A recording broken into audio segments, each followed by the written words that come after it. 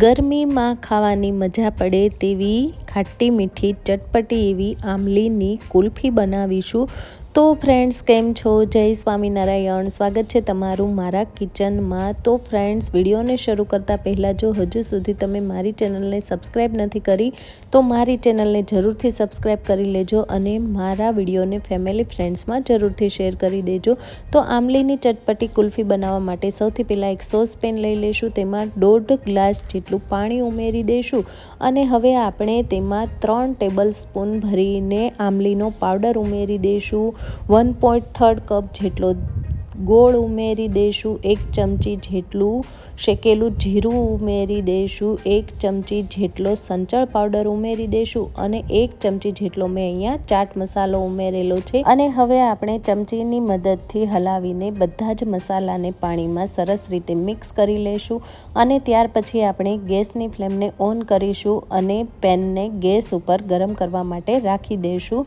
જો તમારી પાસે આમલીનો પાવડર ના હોય તો તમે આમલીને તમારે પહેલાં પલાળવી પડશે, ત્યાર પછી તમે ગરમ કરીને યુઝ કરી શકશો। તો જ્યાં સુધી આપણું આમલીનું પાણી ગરમ થાય છે ત્યાં સુધી આપણે એક વાટકો લઈ લઈશું, તેમાં 1 ચમચી જેટલો કોર્નફ્લોર ઉમેરી દઈશું અને આપણે તેમાં 2 ચમચી જેટલું પાણી ઉમેરી દઈશું। સરસ રીતે હલાવીને મિક્સ કરી લઈશું અને કોર્નફ્લોરની સ્લરી બનાવીને તૈયાર કરી લઈશું। તમે જોઈ શકો છો કે મેં સ્લરી તૈયાર કરી લીધેલી છે।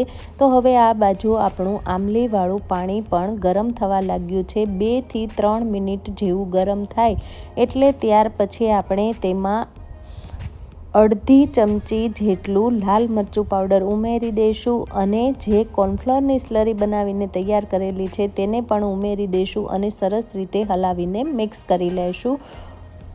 અને હવે આપણે આ મિશ્રણને 1 મિનિટ જેવું ગેસ ઉપર થવા દઈશું અને ત્યાર પછી આપણે ગેસની ફ્લેમને બંધ કરી દઈશું અને મિશ્રણને થોડું ઠંડુ થવા દઈશું।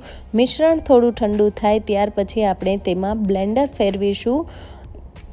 બ્લેન્ડર ફેરવાઈ જાય ત્યાર પછી આપણે એક બીજું વાસણ લઈ લઈશું, તેના ઉપર એક આવી રીતે ગળણી રાખી દઈશું અને તેમાં આપણે આ આમલીના પાણીને ગળી લઈશું, જેથી કરીને કોઈ મોટો કચરો હશે આમલીનો તે બધો જ આવી રીતે ગળણીમાં રહી જશે। જો તમે આમલીનો પાવડર બનાવીને રાખશો તો તમે જોઈ શકો છો કે વધારે કચરો નહીં નીકળે, પણ જો તમે આમલી પલાળીને બનાવશો તો તેમાંથી વધારે કચરો રહી જતો હોય છે અને આમલી પણ વેસ્ટ થતી હોય છે। જો તમારે આમલીનો પાવડર કેવી રીતે બનાવવો તેનો વિડીયો જોવો હોય તો તે પણ મેં મારી ચેનલ પર અપલોડ કરેલો છે, તમે જઈને જોઈ શકો છો। હું ડિસ્ક્રિપ્શનમાં પણ તેની લિંક આપી દઈશ। તો હવે આમલીનું પાણી ઠંડુ થાય ત્યાર પછી આપણે કુલ્ફીના મોલ્ડમાં આ આમલીના પાણીને ભરી લઈશું અને ત્યાર પછી એક ફોઇલ પેપર લઈ લઈશું અને ફોઇલ પેપરને આપણે આવી રીતે મોલ્ડ ઉપર વીંટાળી દઈશું અને હવે આપણે આવી રીતે એક છરી લઈ લઈશું અને બધા જ જે કુલ્ફીના મોલ્ડ છે તેમાં આપણે આવી રીતે વચ્ચે વચ્ચે કટ લગાવી દઈશું અને બધા જ કટ લગાવાઈ જાય ત્યાર પછી આપણે આવી રીતે આઈસ્ક્રીમની જે સ્ટીક આવે છે તે સ્ટીક લઈ લઈશું અને બધા જ કટમાં આપણે આઈસ્ક્રીમની સ્ટીકને આવી રીતે રાખી દઈશું। જો તમે ચાહો તો કેન્ડી મોલ્ડના ઢાંકણથી પણ તમે સીલ કરી શકો છો, પણ હું માર્કેટવાળો લુક આપી રહી છું એટલે મેં આવી રીતે આઈસ્ક્રીમ સ્ટીકનો યુઝ કરેલો છે। હવે આપણે તેને ફ્રીઝરમાં 7 થી 8 કલાક સુધી જામવા માટે રાખી દઈશું। 7 થી 8 કલાક પછી કાઢીને જોઈશું તો તમે જોઈ શકો છો કે એકદમ સરસ એવી આપણી કુલ્ફી જામીને તૈયાર થઈ ગઈ છે। તો હવે આપણે ફોઇલ પેપરને ઉપરથી આપણે આવી રીતે કાઢી લઈશું અને હવે આપણે એક પાણી ભરેલું વાસણ લઈ લઈશું અને મોલ્ડને તેમાં રાખી દઈશું અને આવી રીતે પાણી થોડું થોડું મોલ્ડ ઉપર છાંટી દઈશું તો આપણી કુલ્ફી છે તે મોલ્ડમાંથી એકદમ સરસ રીતે ડિમોલ્ડ થઈ જશે। આપણે એક ડીશમાં થોડીક આઈસ ક્યુબ લઈ લઈશું અને તેના ઉપર આપણે કુલ્ફીને આવી રીતે રાખી દઈશું તો કુલ્ફી જલ્દીથી ઓગળશે નહીં અને અત્યારે ગરમી વધારે છે તો કુલ્ફી તરત જ ઓગળવા લાગેલી છે, તમે જોઈ શકો છો।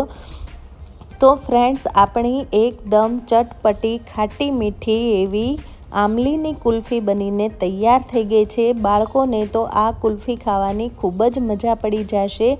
તો ફ્રેન્ડ્સ, તમે પણ ઘરે બનાવો અને તમારા બાળકોને આ ખાટી મીઠી આમલીની કેન્ડી ખવડાવો, બાળકો ખુશ જ થઈ જશે। તો ફ્રેન્ડ્સ, જો તમને મારો આજનો આ વિડીયો ગમ્યો હોય તો મારા વિડીયોને ફેમિલી ફ્રેન્ડ્સમાં શેર જરૂરથી કરી દેજો। તો ફ્રેન્ડ્સ, ફરી મળીએ નવી રેસીપી સાથે। તો ત્યાં સુધી આવજો, bye bye, thanks for watching, જય સ્વામિનારાયણ।